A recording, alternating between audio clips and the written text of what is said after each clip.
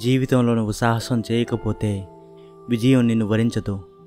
ఉన్నది బాగానే ఉంది అని నువ్వు అనుకుంటే మానవ నాగరికతే లేదు. జీవితంలో మనం నేర్చుకున్న అనుభవం తప్పులు జరగకుండా ఆపుతుంది, కానీ ఉత్సాహం మాత్రమే జీవితంలో అద్భుతాలను సృష్టిస్తుంది.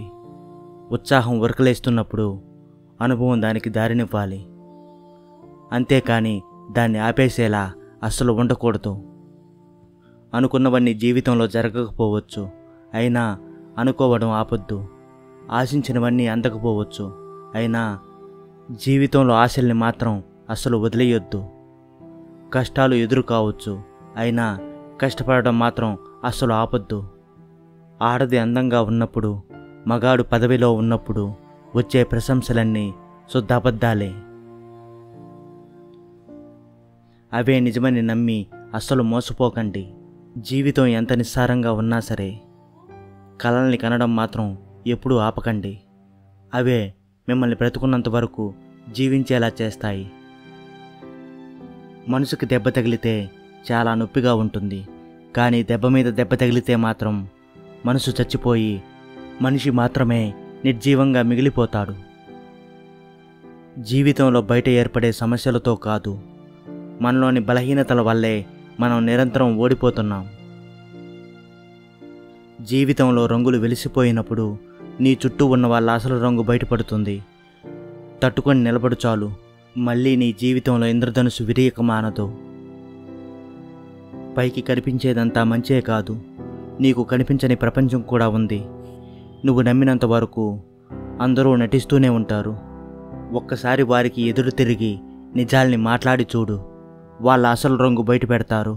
నీతో అవసరం ఉన్నంత వరకు నీకు అనుకూలంగా మాట్లాడతారు, అవసరం అయిపోయాక చులకనగా చూస్తారు. పాముకి కూరల్లో మాత్రమే విషం ఉంటే కొందరి మనుషులకు ఒళ్ళంతా విషమే ఉంటుంది. చెడ్డవాడు చచ్చేటప్పుడు మాత్రమే బాధపడతాడు, కానీ మంచివాడు జీవితాంతం బాధపడుతూనే ఉంటాడు. మంచిగా బ్రతకడంలో తప్పులేదు, కానీ అతి మంచిగా బ్రతకడంలోనే అసలు సమస్య అంతా ఉంటుంది. ఈ యవ్వనంలో ఉన్నప్పుడు సమయం, శక్తి రెండూ ఉంటాయి, కానీ డబ్బు మాత్రం ఉండదు. మధ్య వయసులో ఉన్నప్పుడు డబ్బు, శక్తి ఉంటాయి, కానీ సమయం మాత్రం అస్సలు ఉండదు.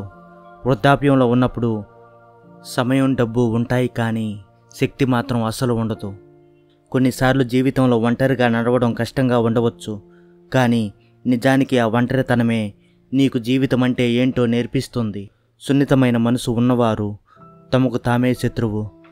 వారికి మోసం చేసేంత తెలివితేటలు లేవు, మర్చిపోయేంత బలమూ లేదు. అన్నిటినీ మౌనంగా భరిస్తూ బాధపడడం మాత్రమే తెలుసు.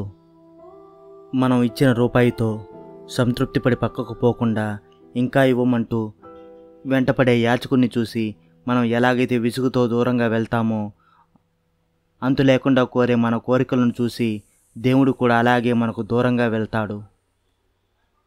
మన చేతికి ఉన్న అన్ని వేళ్ళు సమానంగా లేనట్టే లోకంలో అందరూ వ్యక్తులు ఒకేలా ఉండరు. మనకు నచ్చకపోతే చూసి మనసులో నవ్వుకొని వదిలేయటమే తప్ప అందరినీ మార్చాలని ప్రయత్నించకూడదు. అలా ప్రయత్నిస్తే అది మన అవివేకమే అవుతుంది.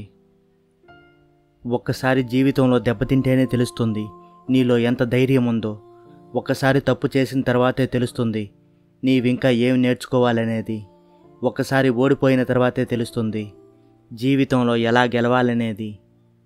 ఒక వస్తువు యొక్క విలువను మనం కొనే ముందు తెలుసుకుంటాం, కానీ ఒక మనిషి యొక్క విలువను వారిని కోల్పోయాక మాత్రమే తెలుసుకుంటాం.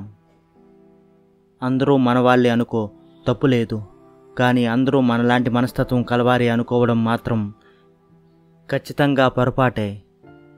మన క్యారెక్టర్ గురించి ఒకరు వేలెత్తి చూపిస్తున్నారంటే వారికి నచ్చినట్లు మనం జీవించడం లేదని అర్థం, అంతేకాని మన క్యారెక్టర్ బ్యాడ్ అని అర్థం కాదు. వేలెత్తి చూపించే వాళ్ళందరూ నీతివంతులు కారు. పారుతున్న నది ఎప్పుడూ తిన్నగా ప్రవహించాలని అనుకోదు. తన దారిలో ఎదురైన ప్రతి పరిస్థితిని ఒక మలుపుగా మలుచుకొని ముందుకు సాగిపోతుంది. మనం కూడా అంతే. జీవితంలో ఒడిదుడుకులు వస్తూ ఉంటాయి. వాటినన్నిటినీ మనకు అనుకూలంగా మార్చుకొని వాటి నుంచి పాఠాల్ని, గుణపాఠాల్ని నేర్చుకుంటూ ముందుకు సాగిపోవాలి.